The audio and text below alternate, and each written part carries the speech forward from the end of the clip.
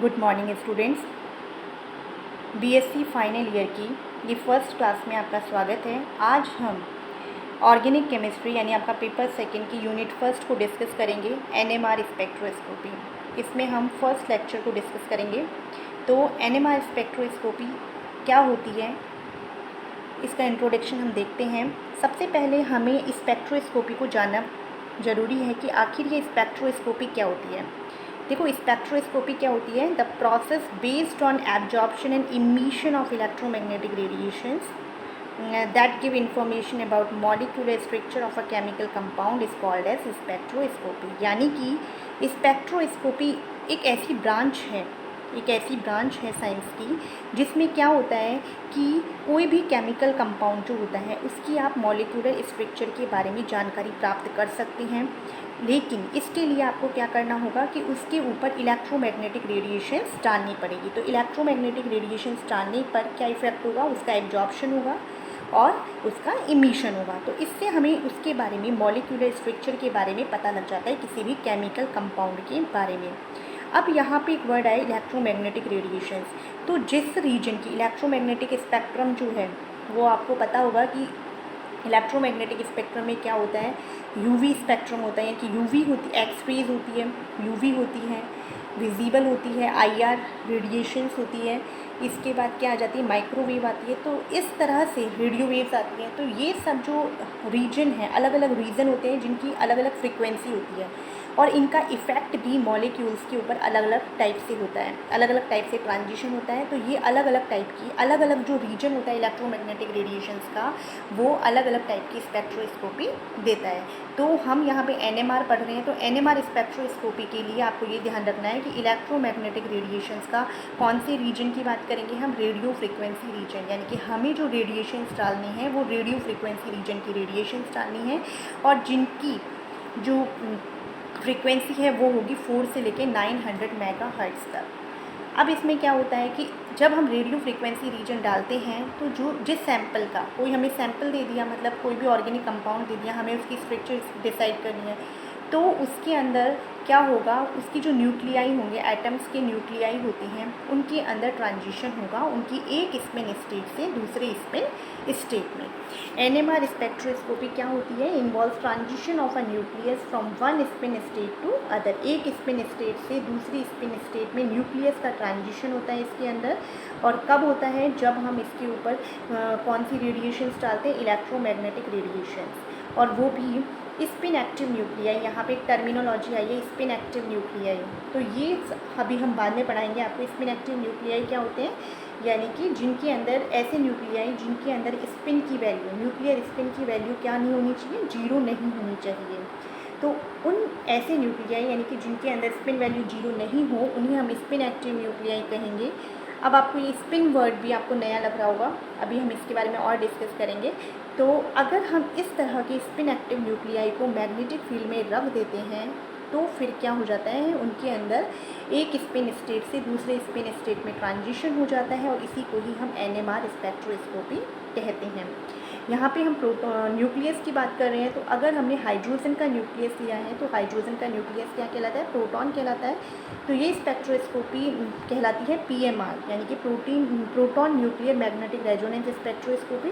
That is one of the most powerful tools for elucidating the number of hydrogen और proton in the compound. अब ये जो spectroscopy होती है NMR, इससे हमें बहुत सारी न्यूक्लियाई के बारे में स्टडी करने के लिए यूज़ में ली जाती है। जैसे H1 हो गया, C13 है, N15, P31 एंड F19, ये सभी अलग अलग एटम्स के न्यूक्लियाई हैं। इनकी स्टडी हम एनएमआर के द्वारा ही करते हैं। अब देखिए, यहाँ पे एक टर्मिनोलॉजी आई है, nuclear spin and magnetic moment. तो हम सबसे पहले स्पिन के बारे में देखते हैं। स्पिन जो होती है वो एक फंडामेंटल प्रॉपर्टी होती है नेचर की। कोई भी अनपेयर्ड स्पीसीज, जैसे अनपेयर्ड इलेक्ट्रॉन हुआ, चाहे प्रोटॉन हुआ, चाहे न्यूट्रॉन हुआ, इसके अंदर क्या प्रॉपर्टी होगी कि वो स्पिन करेगा और उसके अंदर स्पिन वैल्यू होती है हाफ। तो एटम्स की जो न्यूक्लियाई होती हैं, जिनकी जो किससे बने हुए हैं, which are composed of proton और न्यूट्रॉन से जो बने हुए हैं, तो उनके अंदर भी ये प्रॉपर्टी पाई जाएगी। मतलब जो प्रॉपर्टी इलेक्ट्रॉन, प्रोटॉन, न्यूट्रॉन के अंदर है वही प्रॉपर्टी आपके न्यूक्लियस के अंदर भी पाई जाएगी। यानी कौन सी प्रॉपर्टी? स्पिनिंग प्रॉपर्टी पाई जाएगी। The spin of an atomic nucleus is determined by the number of protons and neutrons. अब आपको ये पता लगाना है कि जो न्यूक्लियस है उसका स्पिन वैल्यू क्या होगी, क्योंकि जो भी अनपेयर्ड इलेक्ट्रॉन हुआ, प्रोटॉन हुआ, न्यूट्रॉन हुआ, हमने यहाँ पे एक वर्ड यूज़ किया अनपेयर्ड, कि अगर अनपेयर्ड है तो उसका कितना होगा, उसका स्पिन होता है हमेशा हाफ। लेकिन अगर आपको किसी न्यूक्लियस के अंदर स्पिन वैल्यू निकालनी है, न्यूक्लियर स्पिन निकालनी है, तो उसको डिसाइड किया जाएगा कि उसके अंदर कितने number of protons and number of neutrons हैं उनकी सहायता से। तो अभी हम उसे कैलकुलेट करेंगे। उससे पहले हमें ये पता होना चाहिए कि कौन से न्यूक्लियस स्पिन एक्टिव होंगे, यानी कि कौन से न्यूक्लियस स्पिन करेंगे और कौन से न्यूक्लियस स्पिन नहीं करेंगे। ऐसा नहीं है कि सभी न्यूक्लियस स्पिन करते हैं, केवल वही न्यूक्लियाई स्पिन करेंगे जिनके अंदर केवल वही न्यूक्लियाई स्पिन करेंगे जिनके अंदर क्या प्रॉपर्टी होगी, जिनके अंदर या तो ऑड नंबर ऑफ प्रोटॉन्स होंगे, यानी प्रोटॉन्स विषम संख्या में होंगे, या फिर जिनके अंदर न्यूट्रॉन्स कैसे होंगे, विषम संख्या में, यानी ऑड नंबर में होंगे। वो तो क्या करेंगे, स्पिन करेंगे। और ऐसे एटम्स, ऐसे न्यूक्लियाई, मतलब ऐसे एटम्स के न्यूक्लियाई जिनके अंदर इवन नंबर के प्रोटॉन्स और न्यूट्रॉन्स हैं, उनके अंदर स्पिनिंग प्रॉपर्टी नहीं पाई जाएगी। और जिन न्यूक्लियस के अंदर स्पिनिंग प्रॉपर्टी हो रही है वो आपके स्पिन एक्टिव न्यूक्लियाई कहलाएंगे, और जिनके अंदर ये स्पिनिंग प्रॉपर्टी नहीं पाई जा रही है वो स्पिन इनएक्टिव न्यूक्लियाई कहलाएंगे। और NMR के अंदर केवल वही न्यूक्लियाई NMR शो करेंगे, यानी कि वही स्पेक्ट्रा देंगे, NMR स्पेक्ट्रा उन्हीं न्यूक्लियाई का मिलेगा जो कि क्या होते हैं, स्पिन एक्टिव होते हैं, यानी कि जिनके अंदर स्पिनिंग प्रॉपर्टी पाई जाती है। ठीक है बच्चों, तो यहाँ हमने न्यूक्लियर स्पिन को समझा है। अब आप देखिए यहाँ पे न्यूक्लियर स्पिन जो है उसी से ही एक टर्मिनोलॉजी आती है आपका मैग्नेटिक मोमेंट, भी हम न्यूक्लियर स्पिन से ही समझेंगे। देखो न्यूक्लियर मैग्नेटिक डाइपोल मोमेंट, जैसे आप या तो न्यूक्लियर मैग्नेटिक डाइपोल मोमेंट बोल दो या फिर खाली मैग्नेटिक मोमेंट भी बोल दो, न्यूक्लियर मैग्नेटिक मोमेंट बोल दो। अब वो कहाँ से अराइज होगा, spin angular momentum of nuclei का। न्यूक्लियस के अंदर जो स्पिन एंगुलर मोमेंटम होता है उससे ही क्या अराइज होगा, उसका मैग्नेटिक मोमेंट अराइज होगा।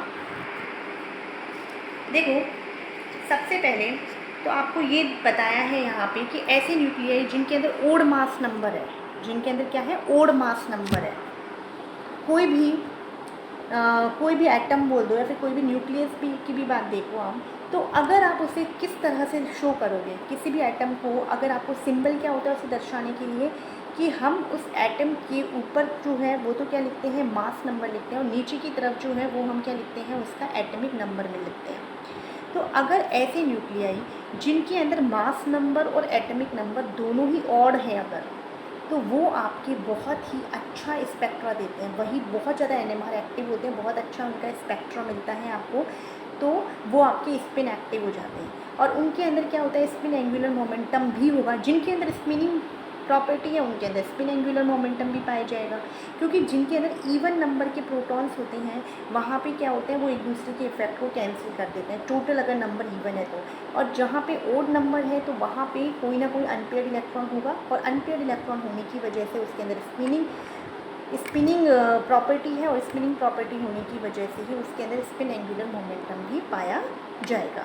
और क्वांटम मैकेनिक्स के अकॉर्डिंग जो एंगुलर मोमेंटम होता है, एंगुलर मोमेंटम जो होता है उसकी वैल्यू होती है 1/2 h/2π। किसी भी अनपेयर्ड प्रोटॉन इलेक्ट्रॉन इनके लिए क्या होती है, एंगुलर मोमेंटम की वैल्यू 1/2 h/2π। और ऐसे न्यूक्लियाई जिनके अंदर इवन मास नंबर है और ओड चार्ज है, वो भी आपके अंदर स्पिन एंगुलर मोमेंटम देंगे, क्योंकि इनके अंदर क्या होता है, कि मास नंबर तो क्या हो जाता है, इवन है, पर इनका जो एटमिक नंबर है वो क्या हो जाता है, ऑड हो जाता है। तो एक चीज़ ऑड हो गई तो यानी कि नंबर ऑफ प्रोटॉन्स इनमें ऑड है, तो इस वजह से ये भी स्पिन एक्टिव हो जाते हैं। लेकिन ऐसे जो न्यूक्लियाई जिनके अंदर, ऐसे एटम जिनके अंदर मास नंबर भी आपका क्या आ रहा है, जैसे OH 16 हमने बोला, मास नंबर जो है यानी 16 वो इवन है, 8 जो है एटमिक नंबर है वो भी इवन है, तो दोनों ही इवन होने की वजह से क्या होता है, एक दूसरे का वो कैंसिल कर देते हैं, एक दूसरे के इफेक्ट को। तो वहाँ पे कोई अनपेयर्ड प्रोटॉन हमें नहीं मिला, अनपेयर्ड न्यूट्रॉन नहीं मिला, तो उसके अंदर कोई भी स्पिनिंग प्रॉपर्टी नहीं पाई जाएगी। और ऐसे न्यूक्लियस में कोई स्पिनिंग प्रॉपर्टी नहीं होने की वजह से इनके अंदर ये स्पिन इनएक्टिव होंगे और ये कोई स्पिन एंगुलर मोमेंटम भी शो नहीं करेंगे। अब हम बात करते हैं जो स्पिन एक्टिव न्यूक्लियाई हैं उनके अंदर एक टर्मिनोलॉजी आप देखोगे, nuclear spin value. Nuclear spin value क्या होती है? देखो, जितने भी कोई भी न्यूक्लियस है, जिसके न्यूक्लियस के अंदर जितने भी पार्टिकल्स हैं, यानी जितने भी प्रोटॉन हैं, जितने भी न्यूट्रॉन्स हैं, अगर हम उनको सम कर, उन सबके एंगुलर मोमेंटम को सम कर देते हैं, तो जो नेट रिजल्टेंट निकलता है कि the net resultant of angular momentum of all nuclear particle is called as resultant angular momentum बोल दो, या फिर उसे आप दूसरा टर्मिनोलॉजी बोल सकते हैं न्यूक्लियर स्पिन। अभी आपको क्या बताया था मैंने कि एक जो यानी कि सिंगल अनपेयर जो प्रोटॉन है, इलेक्ट्रॉन है, न्यूट्रॉन है, उसके लिए एंगुलर मोमेंटम की वैल्यू होती है 1/2 h/2π। लेकिन न्यूक्लियस के अंदर बहुत सारे प्रोटॉन होते हैं और बहुत सारे न्यूट्रॉन होते हैं, तो उन सब का जो रिजल्टेंट एंगुलर मोमेंटम होता है उसकी वैल्यू जो होती है वो क्या होती है? h/2π√Li/i+1, और इसको ही हम न्यूक्लियर स्पिन भी बोल देते हैं। यहाँ पे एक टर्मिनोलॉजी है आई, जो कि क्या हो जाती है? Nuclear spin quantum number. I को हम बोलते हैं यहाँ पे spin quantum number of nucleus, या फिर न्यूक्लियर स्पिन क्वांटम नंबर। इसकी वैल्यू कुछ भी हो सकती है, 0 हो सकती है, हाफ हो सकती है, 1 हो सकती है, और 3/2 हो सकती है।